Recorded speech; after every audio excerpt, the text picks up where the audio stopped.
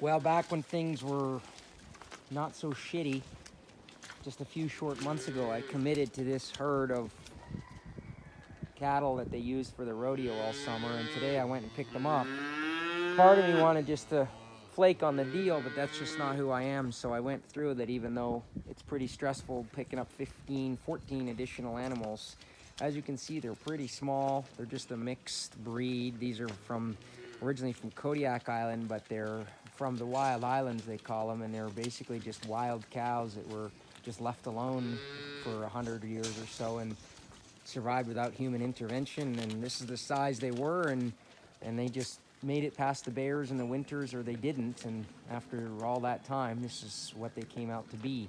So I think they'll still make good beef. I can probably get a little bit of bulk on them, but trying to feed additional cows now is pretty stressful. But you know, I didn't know there was going to be a drought and all these price increases, and I couldn't just tell them I wasn't going to go through with it. So I ended up having to pay for them and get them here. So I'm not quite sure what I'm going to do yet. I'm going to try to maybe bulk them up as best as I can, maybe keep a couple of the bigger ones and maybe beef them out as quick as I can. I don't know. I wish this was something I was a little happier about rather than being so stressed about it.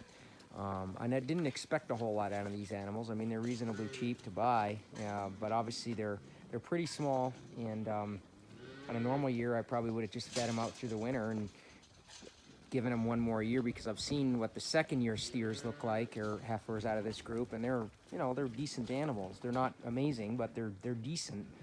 Whereas these ones are pretty puny. I guess the upside is they're not going to eat as much, and they're stupidly hardy, obviously, being from the Wild Islands and just being born without any sort of raised without any sort of human intervention. They're still pretty wild and crazy. You can see they still got their wrappings on their horns from the rodeo, but I'm going to let them stay in this area here for I don't know, a few hours at least. Let them get used to the place a little bit, and then I'm going to try to start taming them down with some grain and just seeing what I can do here. I'm in it now. All I can do is just keep going and then just start beefing them out as quick as I can, I guess. All right.